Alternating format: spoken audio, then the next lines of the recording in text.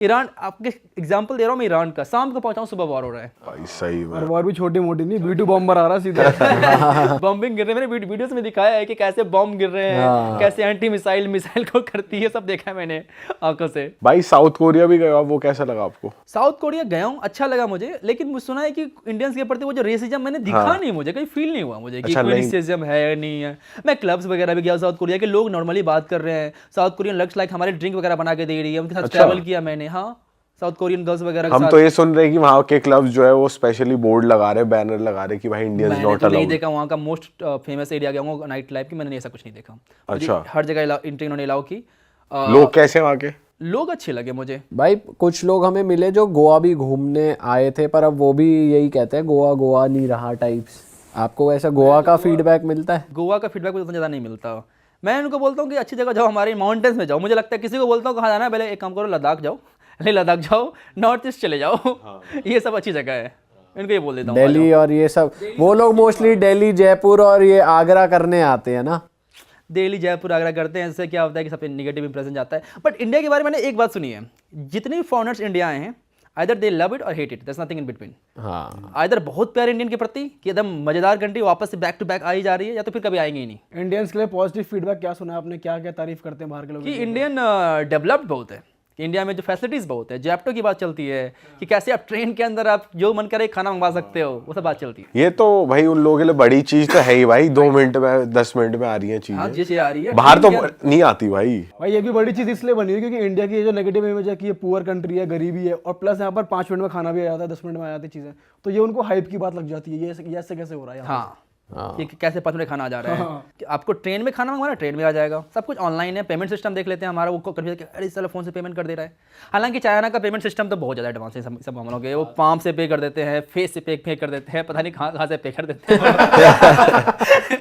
पर बहुत सारे इन्फ्लुएंसर्स हैं जो ट्रैवल भी कर रहे हैं, वो इंडिया आ रहे हैं, मतलब बुरी साइड भी ज्यादातर दिखा रहे लोग कि हाँ कूड़ा है या ये है वो इंडियंस भी है। तो करते हैं, मैं भी तो गया था अभी अमेरिका, तो उनका भी बुरी साइड दिखाया कि देखो कैसे ड्रग करके लोग पड़े हुए हैं, तो वो भी करते हैं। इंडिया को ज्यादा टारगेट करते हैं। नहीं, बुरी साइड पे व्यूज ज्यादा आते हैं, ज़्यादा आते हैं, तो वो भी एज अ कंटेंट बाइस सोचते हैं, अच्छी चीज़ें दिखाओगे तो कोई नहीं देखेगा। भाई यूरोप की बुरी साइड फिर भी दिखा सकते हो, यूएस की बुरी साइड दिखाओगे यूट्यूब पे तो वो फिर उसको येलो डॉलर कर देते हाँ, डॉलर कर देते हैं, वो कर देगा वो। रिस्ट्रिक्ट कर, उन्होंने मेरा वीडियो कर दिया था वो वाला। हैं, ये कर देते हैं भाई वो। कि जाओ भाई बेटा कुछ आपको इंडिया की स्पिरिचुअलिटी को लेकर भी मिले हैं लोग जो ऋषिकेश आते कुछ हैं? ज़्यादा ही वो आइदर इंडिया में जो लोग पसंद करते हैं वो मोस्टली योगा वाले बहुत सारे लोग आपको मिलेंगे, कि योगा मेडिटेशन ये चीज कोलंबिया में भी हो रही है ना, इंडियन योगा और वो सब रिट्रीट्स होती पूरी है। दुनिया में हो रही है, कोलंबिया क्या है, अच्छा, हर जगह आपको लोग मिलेंगे। स्पेशली मुझे लगता है लड़कियां ज़्यादा इसमें इंटरेस्टेड थी देन लड़के।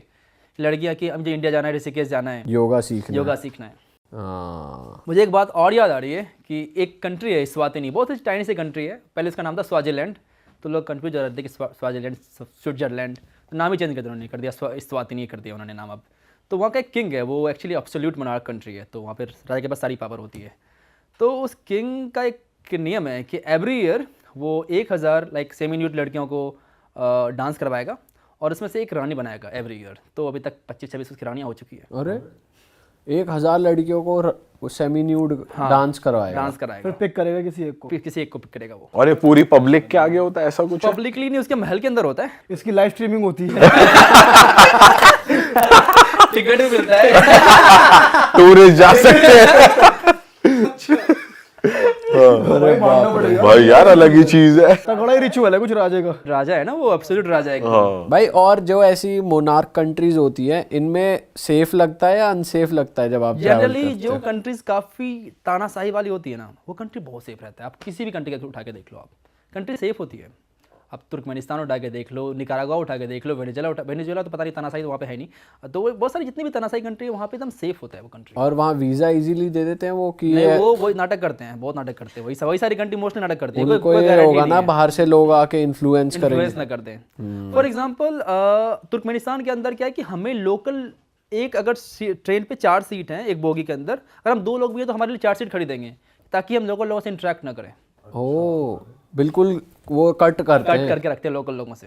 अच्छा, आप यहाँ पे आए हो, आपको जो देखना जाएगा देखो, लोकल लोगों से बातचीत मत करो बस। तो रेस्टोरेंट्स में, कैफेज में तो हो ही जाती है हो बात, जाती है, बट फिर भी लाइक वो स्टेप ले रहे हैं कि आप क्या आप ट्रेन में बात करो, लंबी ट्रेन जर्नी आप बात मत करो, सिखाओ मत कुछ उसको। अच्छा, इसीलिए कि बस आप उन्हें Mostly इन्फ्लुएंस इसीलिए ना कर दो। भाई जैसे कहते हैं ट्रैवलिंग आपको बदल के रख देती है, पूरा चेंज कर देती है। आप जो 8 साल पहले थे जब आपने ट्रैवल शुरू करा था और आज आप अपने आप में क्या चेंजेस देखते हो? मैं तो लाइक पूरा चेंज ही पाता हूँ, क्योंकि मेरी यूनिवर्सिटी, मेरी मास्टर्स, मेरी पीएचडी सब ट्रैवलिंग में ही हुई है।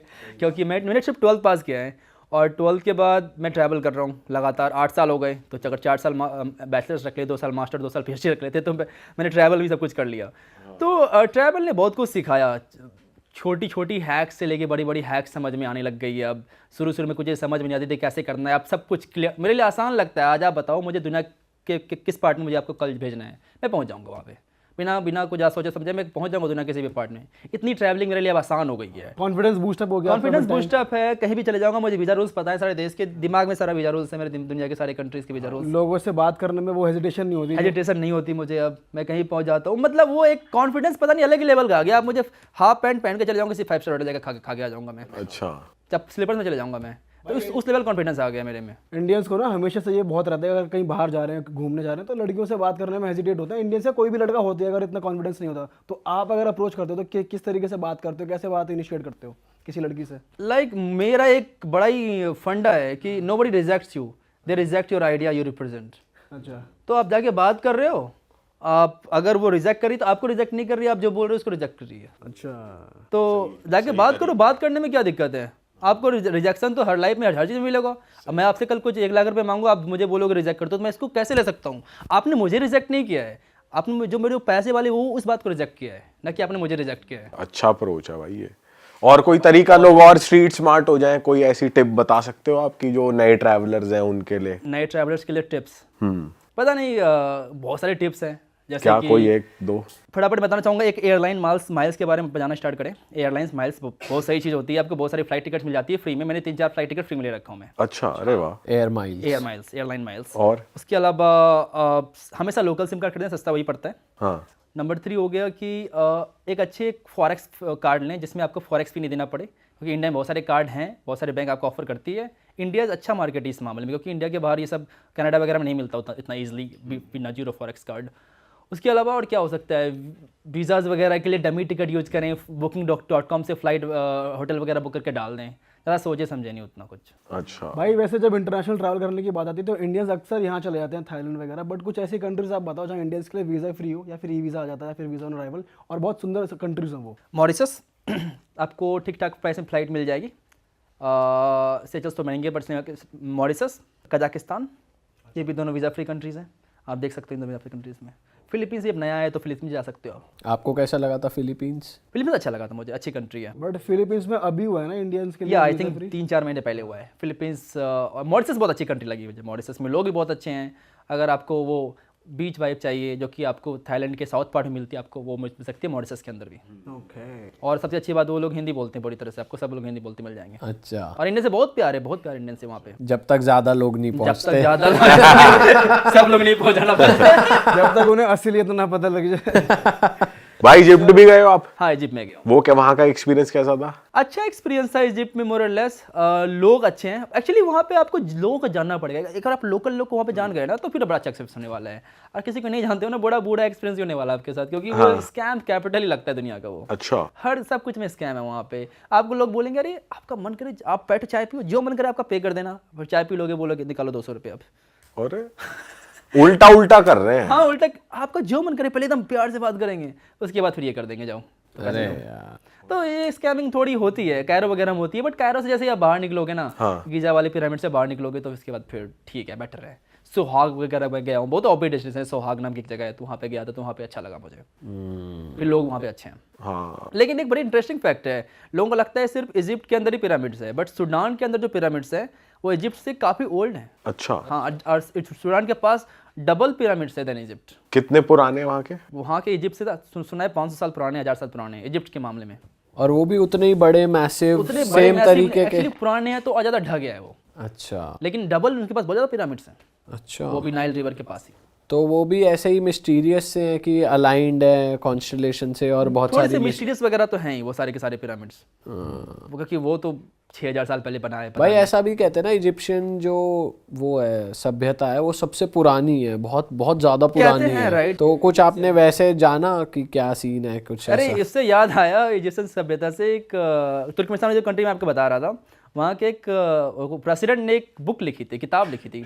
उस किताब में तुर्कमेनिस्तान के बारे में लिखा था और उसने लिखा था कि तुर्कमेनिस्तान दुनिया की सबसे पुरानी सभ्यता है। अच्छा उसने हिस्ट्री लिखी है, आधी करेक्ट आधी राइट, और उसमें अपने विचार लिखेंगे, चाय कैसे पीना चाहिए, सोना कैसे चाहिए, और वो सब आपको पढ़ना जरूरी है।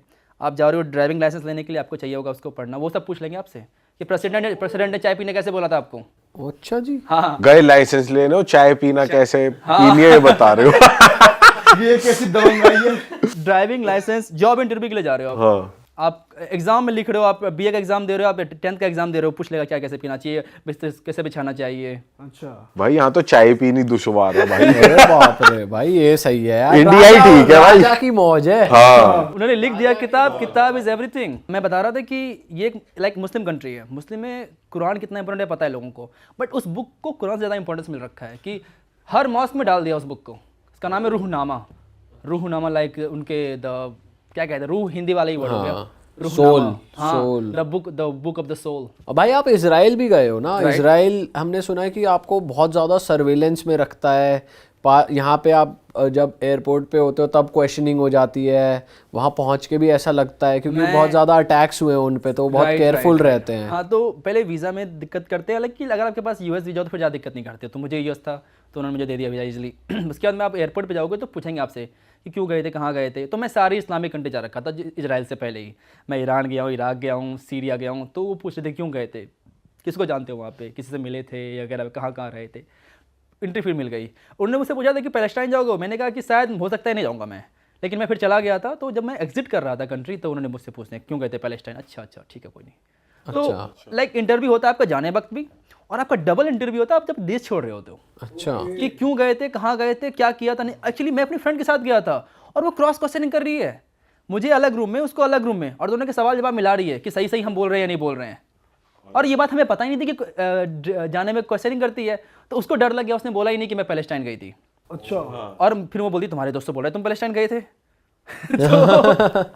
फिर दृश्यम बना दी। भाई इंटरोगेशन कर दिया तगड़ा दृश्यम। तो क्रॉस इंटीग्रेशन वहाँ पे होता है। अच्छा तो फिर अगर उन्हें सस्पिशियस लगा तो वो वही रख लेंगे? आपके फिर फ्लाइट बोर्ड करनी देंगे। अच्छा फिर आप बट जब आप इजराइल घूम रहे थे वो कंट्री कैसी है, लोग कंट्री कैसे हैं? बहुत अच्छी है एक्चुअली, इंडियन से बहुत प्यार है लोगों को।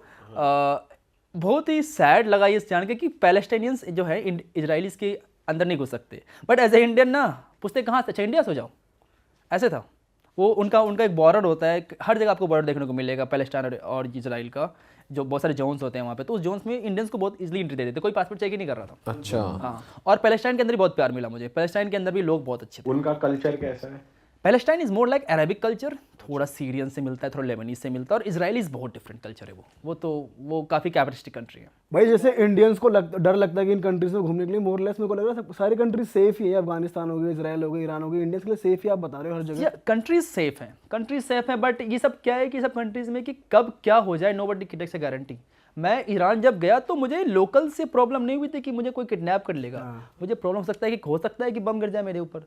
तो ये सब जो अनस्टेबल कंट्रीज हैं तो ये नहीं गारंटी दे सकते कि कब क्या कुछ हो जाए। बट इजराइल डेवलप्ड है इंफ्रास्ट्रक्चर वाइज, बहुत डेवलप कंट्री इजराइल तो लाइक फर्स्ट वर्ल्ड कंट्री में आता है। और वहाँ नाइट लाइफ बहुत अच्छी है इजराइल के अंदर, नाइट लाइफ बहुत अच्छी है। जैसे वो लोग यहाँ कसौल आते हैं तो फुल हैवी पार्टी करते हैं। अरे नाइट लाइफ वॉर चल रहा था एक्चुअली, ये एक हंगामा बन गया था इंडिया में।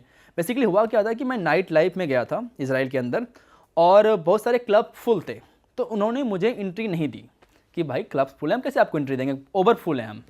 कुछ पार्टी चल रही थी। तो बहुत सारे चैनल्स ने, ट्विटर चैनल ने लिख दिया कि इंडियन आर सपोर्टिंग इजराइलीज, और इंडियंस को रेसिज्म हो रहा है इंडिया से, उसको इंडियंस को क्लब में नहीं एंट्री मिल रही है। मेरे बारे में लिख के, मेरी वीडियोस को लेके डाल दिया हर जगह।